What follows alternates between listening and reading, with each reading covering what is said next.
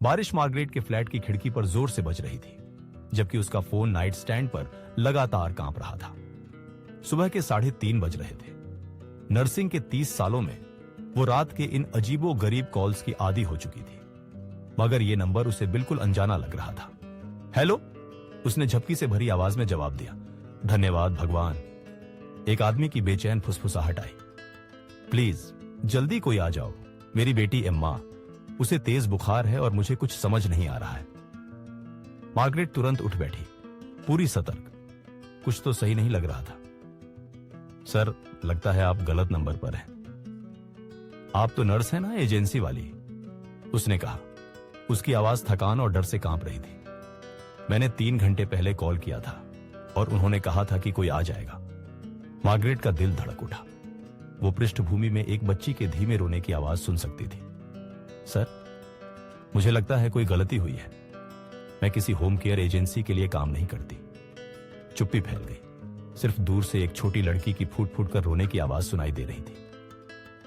ओह, वो आखिरकार बोला। उसकी आवाज खाली। मुझे लगा लाइन में सिर्फ उसकी सांसों की आवाज बची थी। मार्गरेट को फोन काट देना चाहिए था। उसे 108 या सही नंबर बताना चाहिए था, लेकिन इसके बजाय वो पूछ बैठी, तुम्हारी बेटी कितनी बड़ी है? 7 साल की। एम्मा 7 साल की है। वो मेरे पास बची हुई है। मेरी पत्नी 2 साल पहले चली गई और मैं कोशिश कर रहा हूं सब कुछ सही से करने की, मगर बुखार और दवाओं के बारे में मुझे कुछ नहीं पता। उसकी आवाज पूरी तरह से टूट गई। मार्गरेट ने आंखें बंद की, याद करते हुए अपने बच्चों को, जब वो उतनी ही उम्र के थे, और कितना डरावना लगता था जब वो बीमार पड़ते थे। कैसे उसके दिवंगत पति रातों को हॉल में चक्कर लगाते थे। तुम्हारा पता क्या है? वो खुद से पूछती हुई सुनाई दी। 20 मिनट बाद मार्गरेट एक मामूली 2 मंजिला घर के बरामदे पर खड़ी थी, अपने मेडिकल बैग के साथ। दरवाजा खुलने से पहले ही वो खुद खुल गया और सामने एक 65 साल का आदमी खड़ा था। उसके बाल बिखरे हुए और आंखें थकान और अनसुने आंसुओं से लाल। आप आ गई, वो सांस रोककर बोला, मानो यकीन न कर पा रहा हो। वाकई आ गई। मैं मार्गरेट व्हिटफील्ड हूं, उसने नरम आवाज में कहा, और आप एम्मा के पापा होंगे, डेविड चेन। मैं यकीन नहीं कर पा रहा कि कोई अनजान इंसान रात के इस वक्त मदद के लिए आ जाएगा। वो एक तरफ हो गया, उसे अंदर ले जाकर। वो ऊपर है, बुखार 1 घंटे पहले बढ़ गया और वो अपनी मम्मा को पूछ रही है। मार्गरेट उसके साथ चरमराती सीढ़ियों से ऊपर चली, जहां दीवारों पर फैमिली फोटोज लगी थी। एक खूबसूरत औरत मुस्कुरा रही थी, उसकी आंखों में दया। अक्सर एक छोटी लड़की को गोद में लेकर, जिसके बाल छोटी में बंधे थे और दांतों में जगह थी। एम्मा के कमरे में एक तितली के आकार का नाइट लाइट धीमी रोशनी फैला रहा था। छोटी लड़की बिस्तर पर सिमटी पड़ी थी, उसके सुनहरे बाल पसीने से गीले और गाल बुखार से लाल। हेलो बेटी, मार्गरेट ने नरम आवाज में कहा, अपना बैग रखते हुए। मैं मार्गरेट हूं, तेरे पापा ने मुझे बुलाया ताकि तुझे ठीक महसूस हो। एम्मा की नीली आंखें खुली और उसने इस दयालु महिला को देखा, जिसके बाल चांदी जैसे थे और जो इतनी प्यार से बोल रही थी।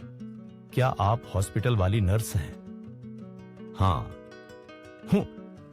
मैं बहुत सालों से बीमार बच्चों की देखभाल करती हूं।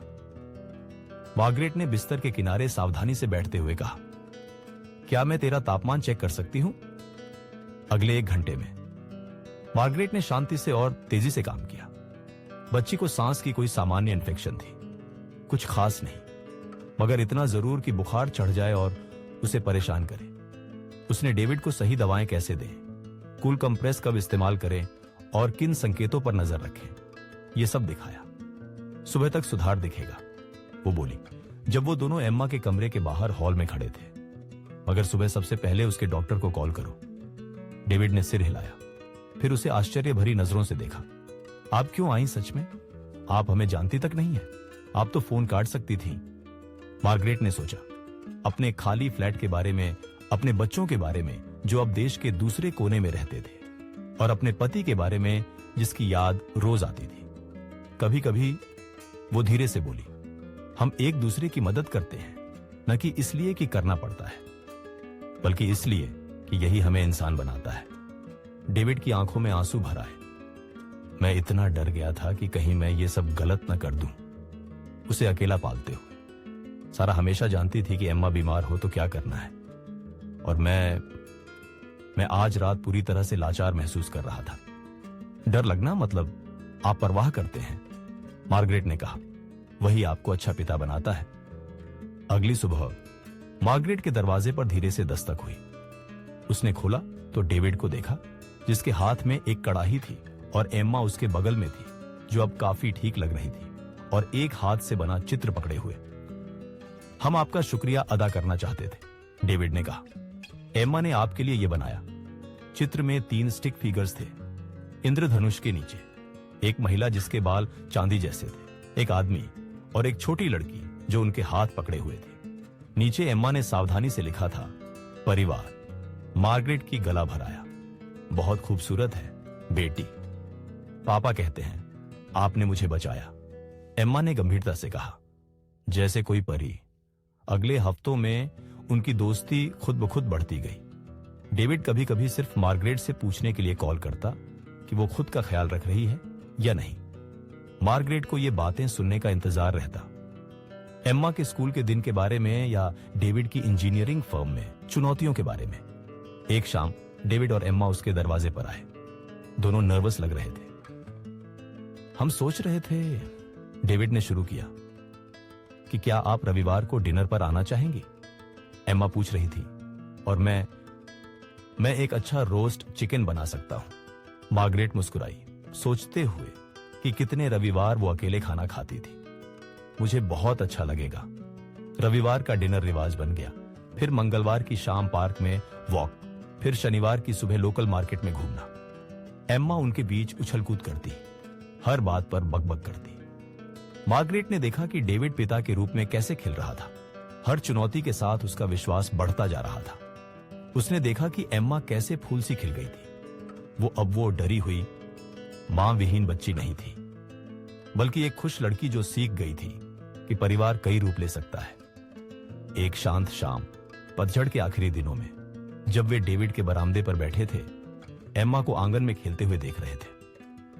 डेविड ने मार्गरेट की ओर गंभीर भाव से मुड़कर कहा, मैं सोच रहा हूं, उसने सावधानी से कहा, उस रात के बारे में जब तुम्हें गलत कॉल आया था।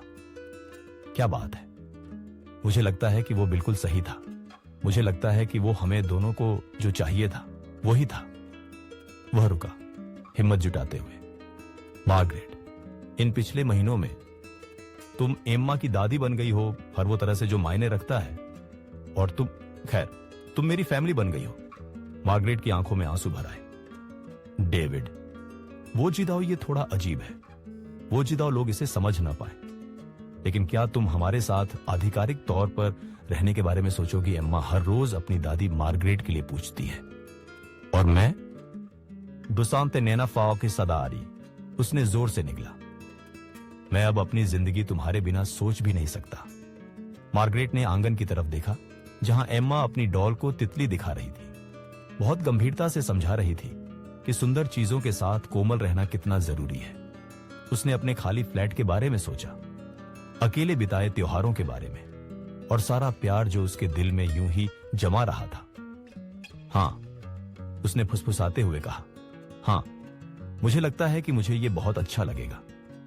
उस रात जब मार्गरेट ने एम्मा को उसके नए घर में, जो जल्द ही उसका बनने वाला था, बिस्तर पर सुलाया, छोटी लड़की ने उसकी गर्दन में अपनी बाहें लपेट ली।